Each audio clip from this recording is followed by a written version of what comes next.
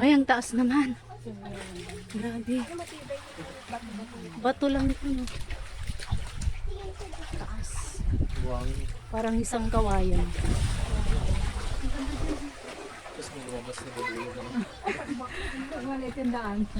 Well, ang lagusan. Ang lagusan daw. Bato. Kala ko bato pinanay.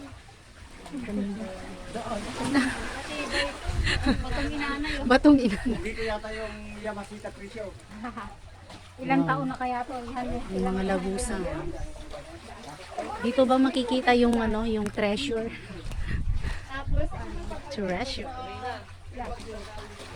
Galing naman. Ang galing ng creation ni God, no? Grabe. Ma-amaze ka na lang. Ito, para siyang ano, tatlong malalaking bato na nag-triangle. Oh, dalawang malalaking bato. Tatlong malalaking bato. Ang galing.